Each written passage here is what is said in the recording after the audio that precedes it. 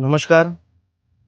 माझ्या मायबाप जनतेला, प्रत्येक चाहत्यांना आणि माझ्या देवासारख्या ग्राहकांना हा संदेश देताना मन भरून सांगतो, की गेली 18-20 वर्ष तुम्ही मला फक्त एक कलाकार म्हणून नाही, तर आपल्या कुटुंबातील माणूस म्हणून स्वीकारलं. तुमच्या टाळ्या, तुमचं प्रेम, तुमचे आशीर्वाद आणि तुमचा विश्वास हेच माझ्या आयुष्यातील सर्वात मोठं बक्षीस आहे. आज मी जे काही आहे, जिथे उभा आहे, ते फक्त तुमच्यामुळं. माझं नाव, माझी ओळख आणि श्री देव मंगळदार बँड यांना मिळालेला सन्मान हा तुमच्या प्रेमाचाच परिणाम आहे. पण आयुष्यात काही क्षण असे येतात, जेव्हा मनापेक्षा शरीराचं ऐकावं लागतं. सध्या माझ्या पायांचा आणि प्रकृतीच्या काही अडचणींमुळे डॉक्टरांनी मला पूर्ण विश्रांतीचा सल्ला दिला आहे. त्यामुळे खूप जड मनाने मला काही काळासाठी बाजूला व्हावं लागत आहे. मला माहिती आहे, तुमच्यापैकी अनेक जण फोन करत आहेत, ऑर्डर्स देत आहेत, तुम्हीच पाहिजे असं प्रेमाने सांगत आहेत.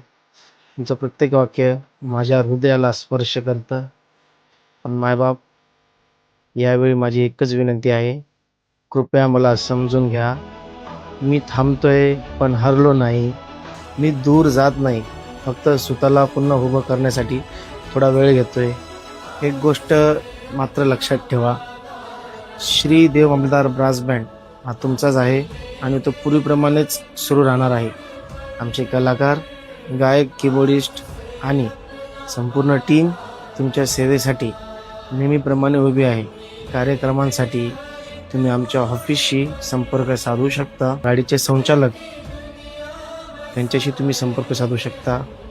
आपणास एक विनंती आहे, जोपर्यंत मी स्वतः अधिकृतपणे व्हिडिओद्वारे पुन्हा येत असल्याचं सांगत नाही, तोपर्यंत माझ्याबाबत कोणतीही अफवा किंवा गैरसमज पसरू नका. मायबाप जनतेंनो, जर आयुष्यात कधी मी कोणाचं मन दुखावलं असेल तर मला मोठ्या मनाने माफ करा. आणि जर मी तुमच्या चेहऱ्यावर कधी आनंदाचं एक हास्य आणलं असेल, तर आज त्या प्रेमाच्या बदल्यात फक्त तुमच्या प्रार्थना मागतो. आज जे काही आहे तुमच्या प्रेमाने मला घडवलेलं आहे आणि त्याच प्रेमाच्या जोरावर मी पुन्हा एकदा तुमच्यासमोर उभा राहील. तोपर्यंत माझ्यासाठी प्रार्थना करा, कारण कलाकाराचं खरं बळ त्याची कला नसते, त्याच्या मागे उभे असलेले त्याचे चाहते असतात. मायबाप, काही कारणास्तव मी बँडचे शो, स्टेज शो घेणं देखील थांबवलेलं आहे. त्याच्यामुळं मी स्टेज शोही घेणार नाही आणि बँडचेही काही कार्यक्रम घेणार नाही. मी फक्त विश्रांती घेत आहे. तर मित्र, रसिक प्रेमांनो, मायबाप जनतेंनो, लवकरच भेटू आणखी नव्या जोमाने, नव्या ऊर्जेने आणि पूर्वीपेक्षा अधिक प्रेमाने. कायम तुमचा ऋणी राहील, तुमचा रमाभाऊ. धन्यवाद.